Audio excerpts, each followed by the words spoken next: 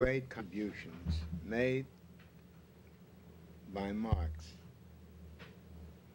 to the development of socialist theory, the materialist interpretation of history is certainly the foundation stone for it. Along with it goes the labor theory of history, the theory that labor time is of the very essence of a commodity, and that the exchange of commodities is ultimately and truly based on the amount of socially necessary labor contained in it, not on the basis of each individual exchange transactions, but over long periods.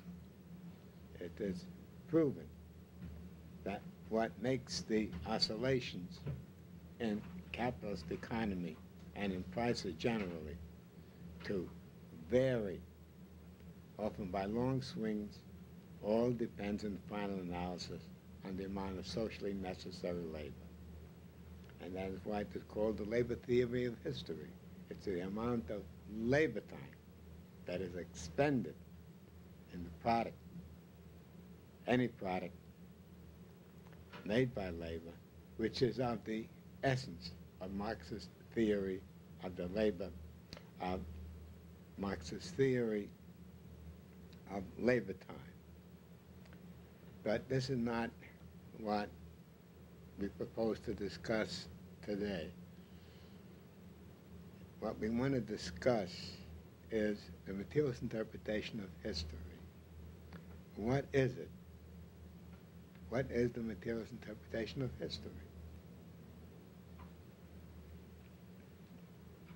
Obviously, it is an attempt to explain social existence, to explain history on the basis not of any supernatural phenomena, but on the basis of the existence of the material world. And in this it differs fundamentally from most bourgeois theories, which ultimately fall back on the more remote causes for social existence, and even for the universe. It falls back on religious theories, however they dress them up in different forms. So that there is only really two ways to describe a social existence in particular: on the basis of spirit, the mind, or on the basis of matter. The materialist interpretation of history is, of course, the one that explains everything, and in particular, the nature of the contemporary world struggle from the point of view of the material existence of social classes and the tendencies of it for its development. But let us discuss this a little more in elementary terms. What really is the materialist interpretation of history? What is it that fundamentally makes it different from other bourgeois theories? It is true that in the final analysis, the bourgeois ideologists fall back on religion or on some supernatural phenomena to explain the more remote causes of existence. And they may call it the deity or some superior being or whatever, that they do fall back on that. But is it not also true that in everyday life, the bourgeoisie in particular explain phenomena on the basis of the existence of material things? It is true that they presume to believe in a superior being or in some entity, but when it comes down to brass tacks, they usually explain things in material terms in relation to the existence of the material world, and not in relationship to some superior being. But even when they do that, when they explain things from the point of view of a superior being, or the existence of some deity over and above what exists in social existence, they are nevertheless, in times of realistic situation, they are grasping, they are grappling with explaining the material world in their terms.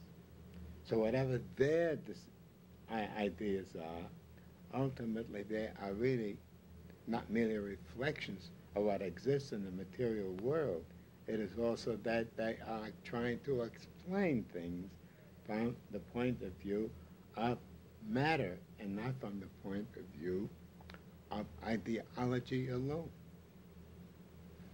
Now let us consider this. We say that Marxism is the proponent of the materialist interpretation of history.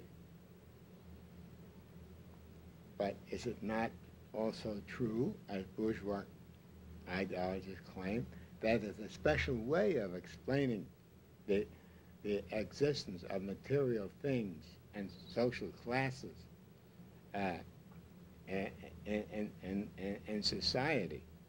But it's not the only one. They too explain things from the existence of material facts. If there is a war on, such as the war going on, let us say, in Somalia, there are very few that are explaining things from the point of view of a supernatural being or from the point of view of a deity. They're explaining it from a material point of view. They'll explain from the viewpoint, for instance, of the aggression by certain leaders in Somalia in the interests of their own privileges and the interests of their own well-being and the interests of their own material support. They're not explaining it in terms of any religious doctrine. We may not agree with their materialist interpretation of history, but they're not going along with ancient theories about God, or about, as they used to be in Greek society, of many goddesses. And it's also a question as to whether in ancient Greece they really did, when it came down to decisions based themselves on what they believed were supernatural forces. So that we must come to grips with what is the difference between the Marxist materialist interpretation of history and the ordinary bourgeois materialism, which is also a tendency in capitalist historiography. The time is gone when everything is explained in terms of religious ideas. But leaving aside for the moment, see, how history or social existence in general is explained nowadays, but in ancient times, and not so far away in the modern era, Marxism explained that the religious ideas are no more than a reflection of the material world. That the French Revolution, which was also conducted in a semi-religious way, merely reflected class interests. However profoundly and beautifully they may have described their ideas, in the final analysis they were describing class interests to which they gave their support, or which they fought tooth and nail.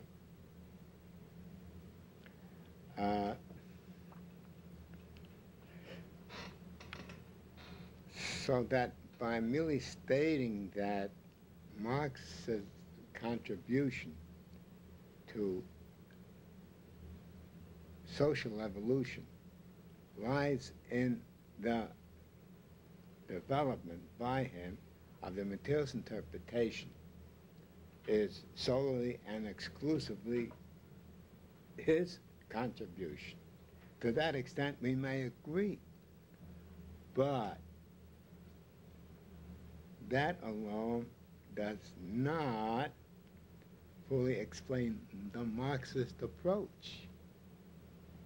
Even where there are, and there certainly have been in the last century, and particularly in the early 20th century, many theoreticians who adhered to the Marxist interpretation of the materialist view, such as, I won't go into any detail at the present time, but we can say that all the social democrats adhere to the materialist interpretation of history. And some bourgeois appropriated from Marx the theory of the materialist interpretation of history. But is that the essence of Marxism, in the sense that this is the fundamental contribution? Is it so? Well, according to Lenin and Engels and Marx, just knowing of the existence of the class struggle, which is the quintessential part of the materialist interpretation of history, by no means makes one a Marxist. See? Because there can be many who would agree that all past history is the history of class struggle. They not necessarily agree that all future history will develop in accordance with the class conceptions that Marx has outlined. For instance, many years ago, when I was in high school, one of the important books that were published at the time was The Rise of American Civilization by Charles and Mary Beard, which is a very well-written and popular book on American history. And it was at that time passed off as a materialist interpretation of history. That here was Charles and Mary Beard, who, without assuming Marxist doctrines, on their own, so to speak, developed a theory of the rise of capitalist civilization on the basis of ideas not that the revolution or the development of American history came from such ideas as the need for liberty, the need for freedom, the need for to worship their own God in their own way, away from European despotism. And at that time, it was considered in many liberal circles as an approach to a Marxist theory. And for that reason, they became the most well-known liberals of their times. And along with them were also others who, not in history, but in philosophy, adopted a materialist point of view or a neo-materialist point of view, such as John Dewey, the well-known Columbia professor of history, who is also well-known for his interest in Marxism and in Trotskyism especially. See? So to get to the nub of it, was that when Marx finished off his theoretical prognosis that the materialist interpretation of history explained the existence of the class struggle from a materialist point of view, that it explains also all pre-existing history before the contemporary epoch in terms of material things, in terms of material struggles, and not from the point of view of ideology, of politics,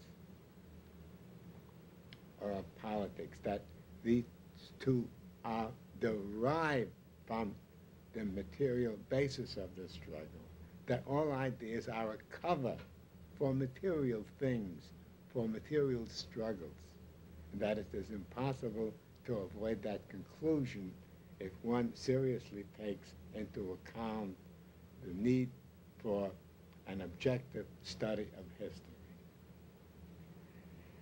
But that does not make one a Marxist, to put it just that way, see. If I could properly put it precisely the way Marx was without quoting him, I would put it this way. In a letter to Kugelman, he explained what he as Marx thought was his contribution to society, to social science, to historical materialism. It is the materialist interpretation of history. And along with saying that, he made sure to say right away that it is really based on the class struggle.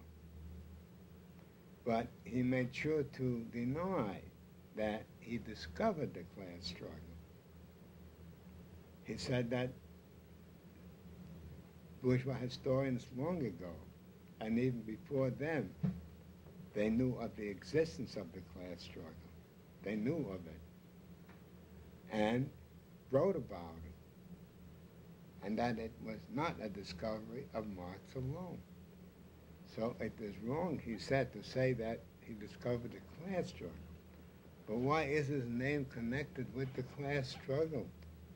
Why is it that Marxism is inextricably and indisputably connected with the class struggle? It is because Marx explained what the struggle of the classes were about. They were about the struggle over material things, not about generalities in ideology or in religion. They were a struggle over material things, and the material things that they were most concerned with are the products of labor. Okay? That is what the class struggle is about.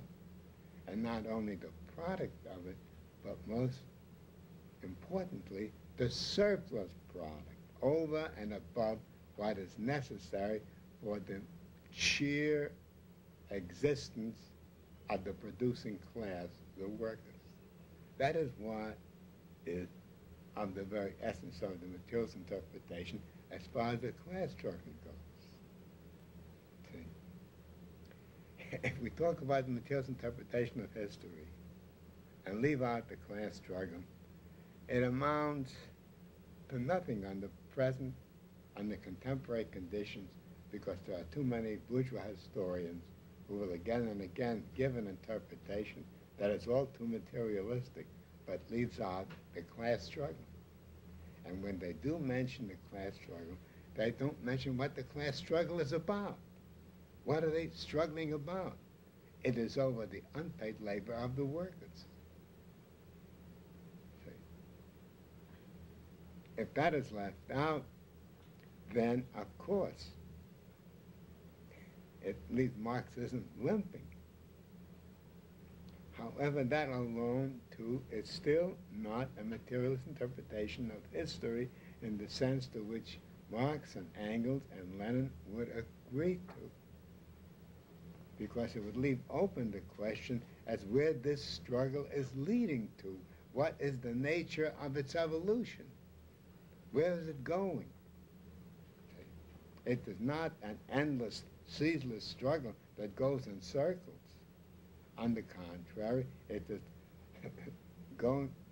leading to a denouement, to a certain evolution in the process which will turn quantity into quality. It will lead, the class struggle must ultimately lead to the dictatorship of the proletariat.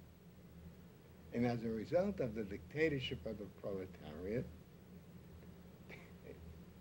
socialism can be instituted in the sense that it will develop conditions for the abolition of all class society, and on that basis there will be socialism.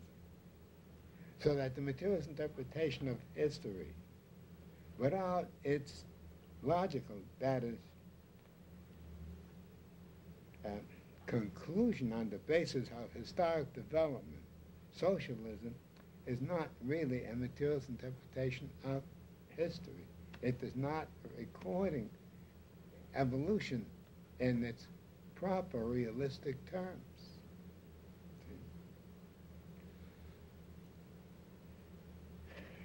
In such language, Marx explained in a letter to Kugelman exactly what he meant by the materialist interpretation of history, by what is the class struggle, and where the logic, where the evolution of the class struggle is leading to. A great deal can be said about the formulation that Marx made of the materialist interpretation of history, of the class struggle, and of its inevitable necessary evolution into the socialist revolution via the dictatorship of the proletariat, which is merely a transitional form for the abolition of all classes. Now, the whole struggle of Marxism, the whole conduct of it, is that so many in the radical workers' movement, and in particular among the social democrats, is that it goes halfway with Marxist interpretation of the materialist Marxist position on the materialist interpretation of history and on the class struggle in general. To go halfway with it and leave the assumption that socialism inevitably will flow from it, see, but does not specifically and categorically say so. The anti-struggle between social democracy and communism is based upon the half-hearted acceptance of Marxism, that it accepts Marxism insofar as it explains historical class struggles in the past, and that to some extent will describe contemporary class struggles, but will not say where it leads to, where it inevitably does lead to, which is leaving out the most significant part in the evolutionary process. Is Marxism to be chopped up into various pieces that each one takes apart the part which is most helpful to their position, or is Marxism to be accepted in its entirety, moreover, as Marx himself explained it? Now, it is enough often to say that the Communist Manifesto virtually points the direction in the evolutionary process, and it specifically and categorically states also that the workers of the world cannot rely upon anything but a forcible revolution in order to attain their aims. But even if one is to forego that, see, for purely legal and safety measures, it still would leave Marxism half limping unless it does come to grips with the dictatorship of the proletariat, and that this is not a purely Leninist development of Marxism. It is what Marx actually stated himself. So when we go from the materialist interpretation of history, we start off from the Olympian heights, you know, what it is it mind that is determinative of social existence, or is mind merely a reflection of what exists in the material, physical world, in our physical environment? Well, it is true. Mind, consciousness is a reflection of the material world, but doesn't just make one a Marxist to say that, because others may say the very same thing and interpret it in a quite a different way that serves bourgeois ideology and not at all the class interests of the workers, and is merely a small fragment of Marxism, and certainly the one that is most easily acceptable by bourgeois ideologists. Now, of course, there is a real question as to what is mind and what is the physical world and how the two interact. But by and large, it's no longer a big dispute in philosophy as to whether mind is prior to matter. In a general way, even the most hard-bitten religious fanatics, ultimately they fall back on some material interpretation of it, or we're saying in the end that God does it, that's God's will. But in everyday life, and the interpretation of all sorts of phenomena, they go back, not to God, but to material facts. Even the most churchly institutions, including of all religions, see, they always defended the landlords, and when the peasants took the land, there was no churchly institution that defended the peasants as against the landlord, certainly not in medieval Europe. Certainly this was not in China. I would go so far as to say this about India if I was more acquainted with it. But everywhere, the clergy that supported the property classes were almost the most fanatical in promoting the ideology that mind was prior to matter, and not the other way around.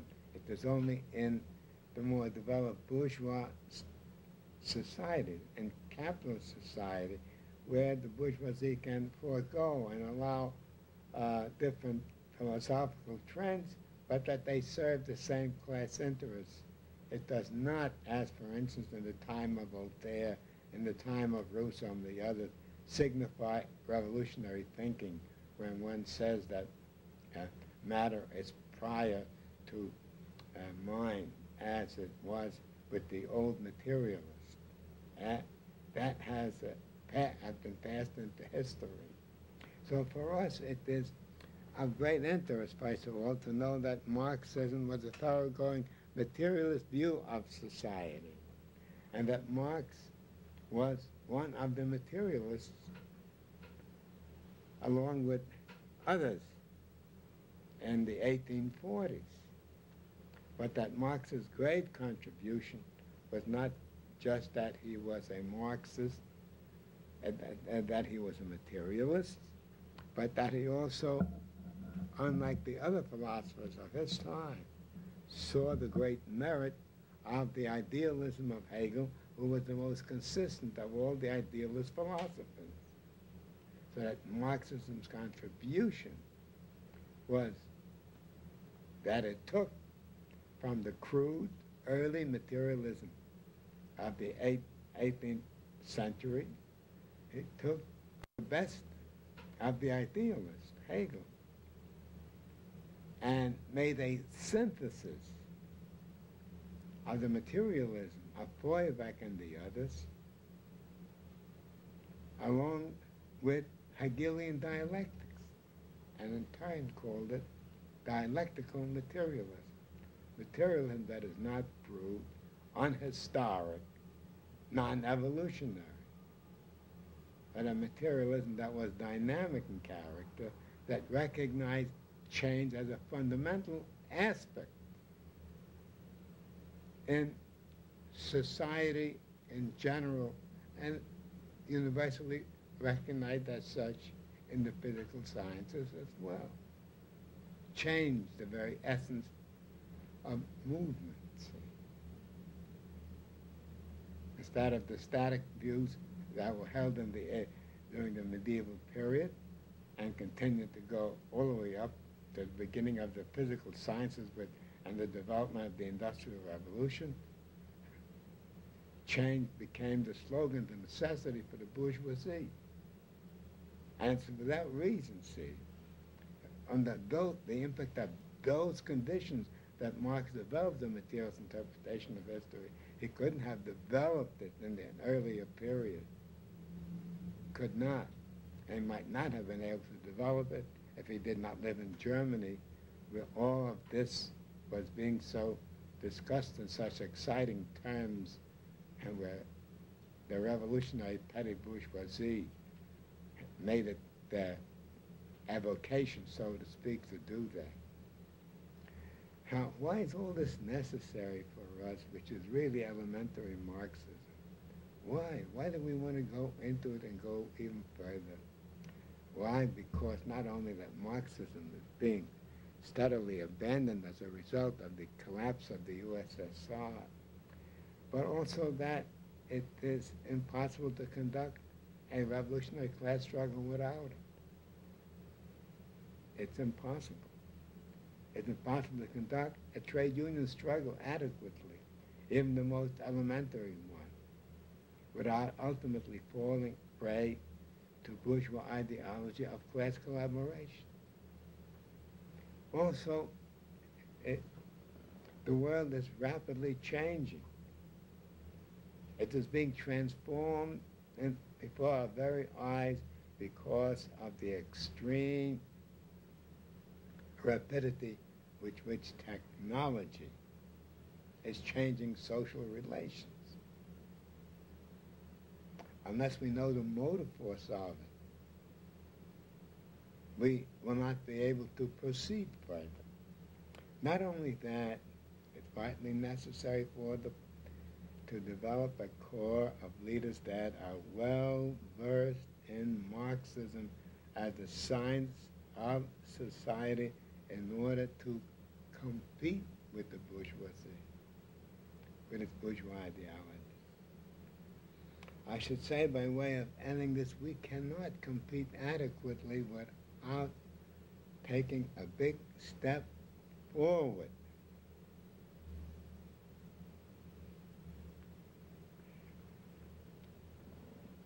In making a truly comprehensive study of the Marxist doctrine. It is one thing to accept its fundamental postulates. It is another to consciously try to adapt it to modern conditions and to explain all phenomena on that basis. That doesn't mean that if we understand the rules that we readily understand on how to apply it. It means painstaking study of it. Daily, hourly, the world changes. Marxism is the theory of change. Marxism, by promoting the theory of revolutionary change, of necessity, points at bourgeois society as the fundamental obstacles. We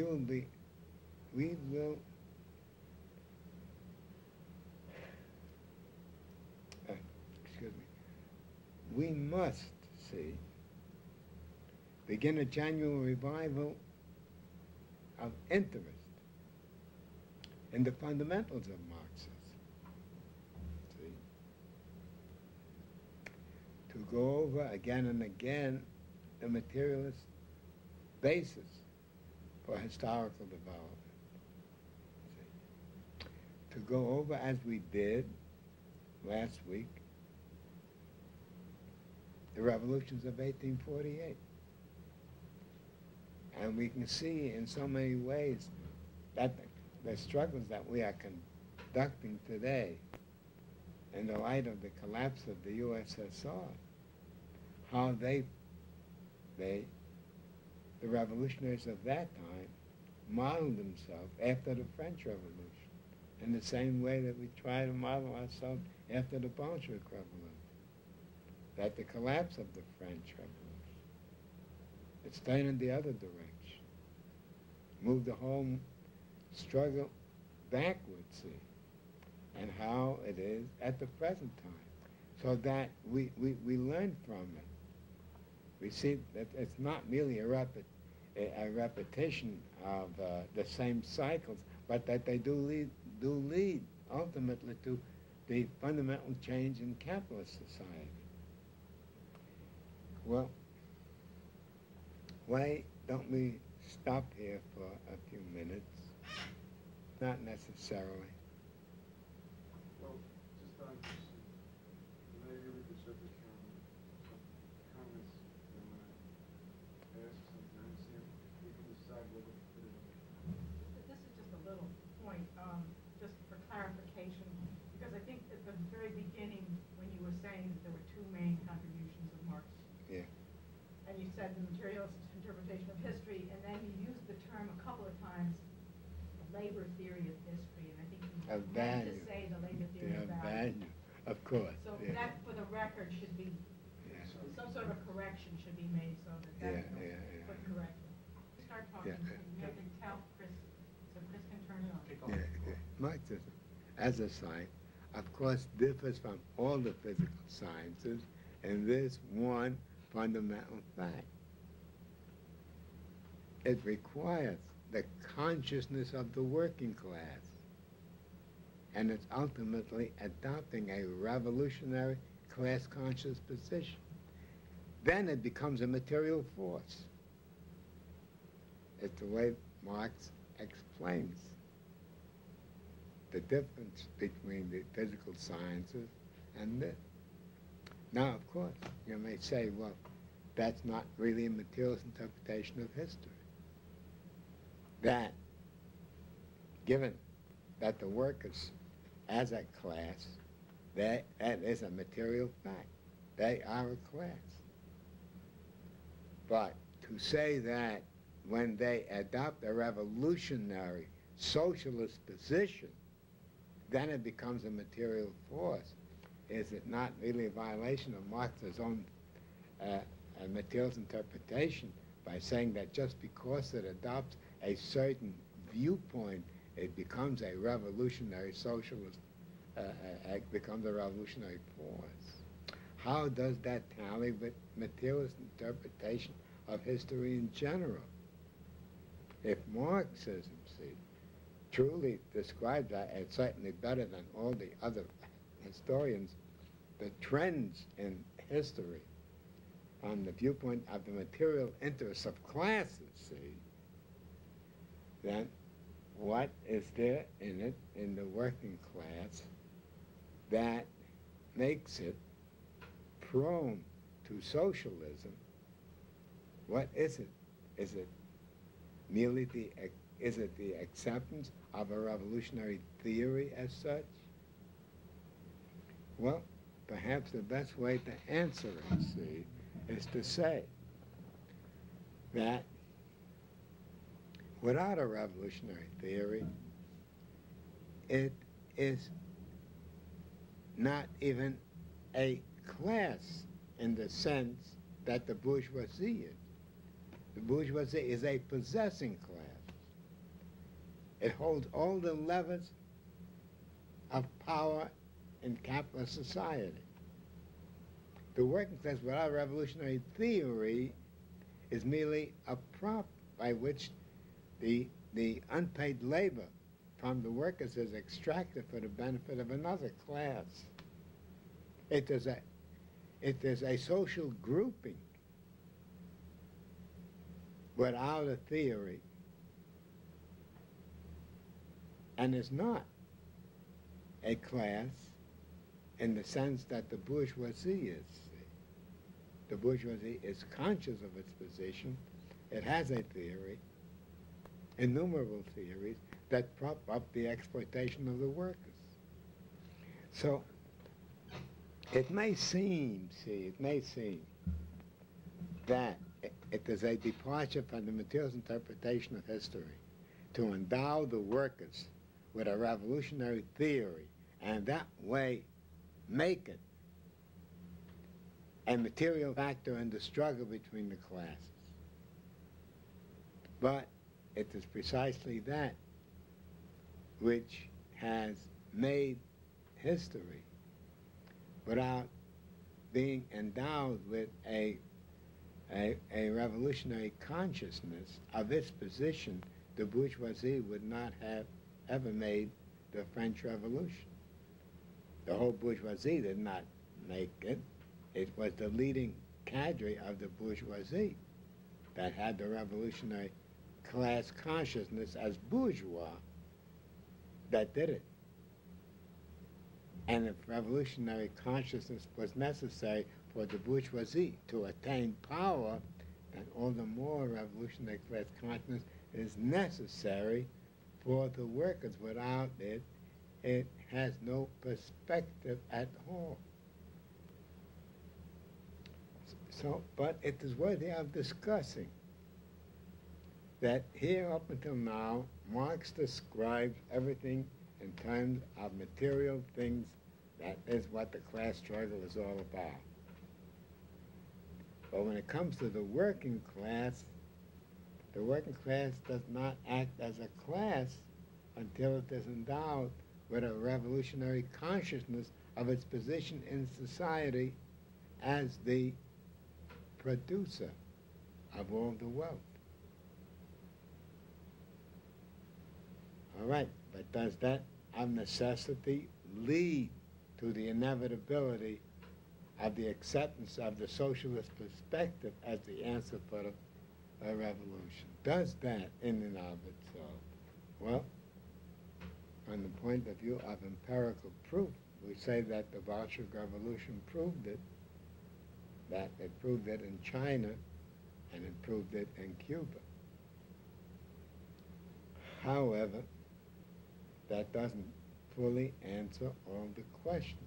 We have to plumb further on in each one of these cases to get at the materialist root for the success as well as for its ultimate disintegration.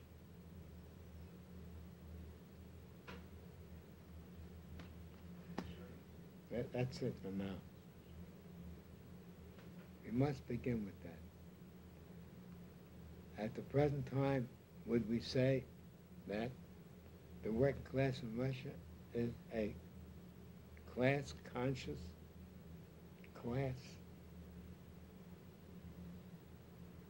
How would we evaluate it from the point of view of class consciousness? We would have, see, as a question, see, is it class conscious? Which means being truly interested, truly conscious of its class interest. Because if it was truly conscious of its class interest, would it tolerate the existence of the present state of affairs, in particular the regime?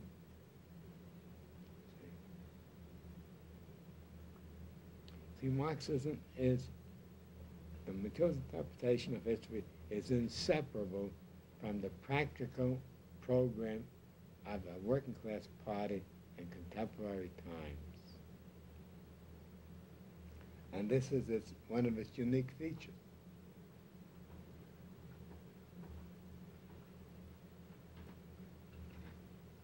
Okay, we think that that's another, it's very much, Associate that with the materialist interpretation of it, and that what.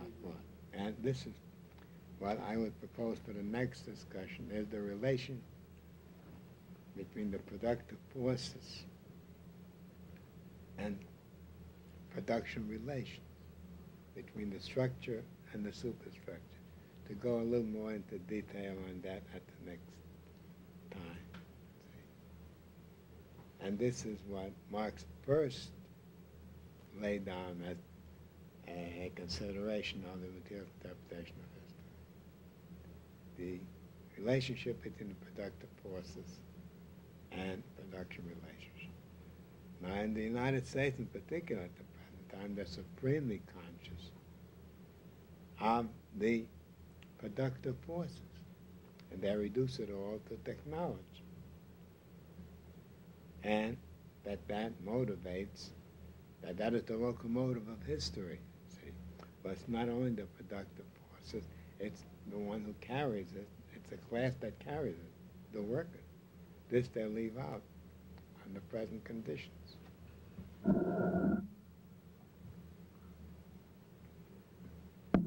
Productive forces and production relations. Therein lies the problem that Marx grappled with and solved it before he wrote the Communist Manifesto, 1846-47. Deirdre. I know it's not for this next class, but at some point, I certainly would find it very helpful if we could have a discussion, because you brought it up actually, on the question of the class consciousness of the workers in Russia today. To what extent, what was the bureaucracy, at least partially, always harboring a bourgeois class without bourgeois property in the Soviet Union, and to what extent did that affect their own characterizations, which helped to rob the workers of class consciousness? That is, they characterized the Soviet Union as not having classes. They wiped out the classes, supposedly, in their teachings.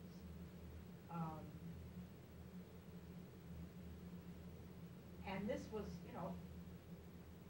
this made the struggles that took place. And development that we tended to exaggerate the significance of the growth of the bourgeoisie during Stalin's time. See, judging by what is happening now, see, and then now it is still in its incipient stage, you see that it's a new bourgeoisie you have in the Soviet Union. It's a real bourgeoisie. They own property. They have lots of money. It's being described daily in the capitalist press. But they're not yet. It's a new bourgeoisie, and it holds key positions in finance. They have a lot of money, see. They're engaged in commerce and partially in industry. But they're not the bureaucracy that Trotsky described. That bureaucracy is still attached to industry. They are directors and industrialists in the sense that they owe their allegiance to the state property. That is still the main thing in the USSR. It's still there. And the bourgeoisie, strong as it is still in its incipient stages. And it is unstable and uncertain, and most importantly at all, I hope I brought it out in the last article, is that it is beholden to the U.S. I think this was brought out last week, that a mere change in the currency, which is not a novel way of expropriating some people of their holdings, so enraged the U.S. that they immediately put that hamper on it and forced them to reverse course. It's a historically very significant, very illuminating chapter. It shows you that the USSR, right, from the USSR, is neo-colonialist in the sense that the leaders cannot do anything without getting the approval of the U.S. To that extent, things have changed, but they have not taken away the basic properties in the USSR. The military-industrial complex which is not all military, see. That remains in the hands of the government and a lot more. But they're bourgeois. They're all bourgeois in ideology. And that's a contradiction that does not favor the working class at all. It needs development. We need to discuss it. We need to watch daily what is really happening, to see concretely what is happening.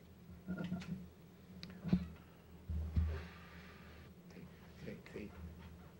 The way we've been proceeding in the last several decades, ever since I broke with the Young Communist League many years ago, is we dwell on the relations between Stalin and Trotsky, see?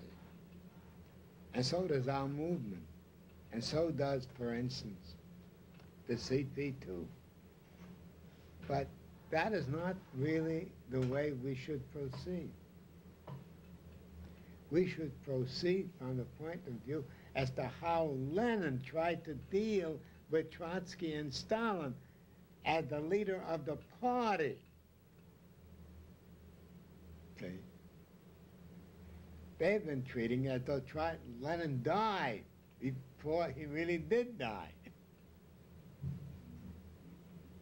And before the struggle between Stalin and Trotsky erupted, it had existed over a period of time. It was not only in the last stages of Lenin's life.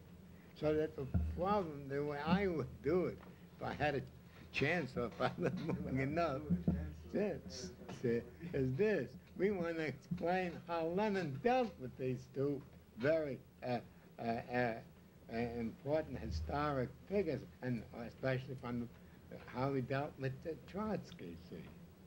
How we as the leader, and how we as Bolsheviks in Lenin's party were concerned about that struggle. See? So that, in a way, what I propose to do, right, that's not going, what I propose to do is not to discuss Stalin and Trotsky as such in their struggle for power, see, but how Lenin tried to deal with them, not just to preserve unity in the party, but how the party leader, as the essence of the Bolshevik party, how he dealt with it, or how he needed to do it, what obstacles found in his way, how in each case he tried to evaluate the situation. Like, I might as well digress a minute or two. Let's see. Trotsky takes a point that Krupskaya, after Lenin's death, wrote him a note in which Krupskaya said, I want you to know that Lenin wanted you to know that he thought of you as he thought about you in 1903 or whatever time. And Trotsky quotes this favorably in his position, see. You know, that here's Trotsky thought about him that way. Lenin thought about him that way. Well, if I understand Lenin was worried about Trotsky, see. Lenin was worried about him. Worried about how he was conducting himself badly or goodly, see. And he said to Krupskaya, look, send him a note and tell him I thought of him just as I thought of him when we first met, see. That was fine, but that's when Trotsky was a Bolshevik, trying to consider himself a Leninist, see. When he first went to meet Lenin, see, he was so enthused about Lenin and about the party that he was all 100%, see. And Lenin thought about him greatly at that time. But thereafter he met the Menshevik, had turned him around. See, so it's a little bit somewhat tendentious on the part of Trotsky just to mention that particular episode without mentioning also that at that time, see, Trotsky was all with Lenin, see. All right, but just being with Lenin doesn't necessarily mean that he's right in everything or Stalin's right in everything. But it's a fact. I think what we want to do is to show the development of the Leninist party, see, and how a party is built, see. But if it is discussed mainly from the point of view of two groupings in the party, assuming that one is all negative and that Trotsky its position is all progressive in every way, well, it is not possible to do that because of Trotsky's very serious mistakes that he admitted very early in the struggle, and that it can't be undone. See, it can't be undone. See, that for a good period he was with the Mensheviks, see, worked around them. There are different groupings and so on.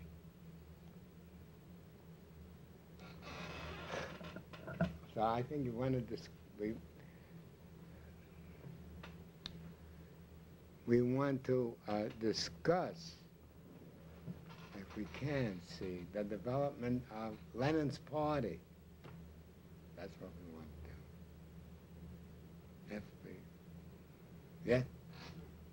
Let's see. And not just Trotsky's position in relationship to Stalin. It's only one side. Yeah, I can see Lenin saying, hey, send him a letter. Get him back in line. See, that's Lenin's thing.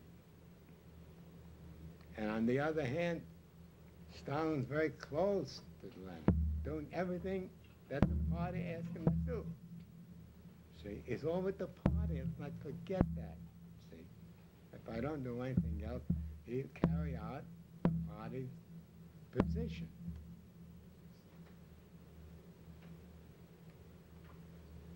Up until the time when he sees that Lenin is going to die, and is trying to take into his hands all the authoritative organs. And in discussing all this, I don't know when I got a chance to discuss it again, we can't for a minute forget the national question. That Stalin is a Georgian, a member of an oppressed nation.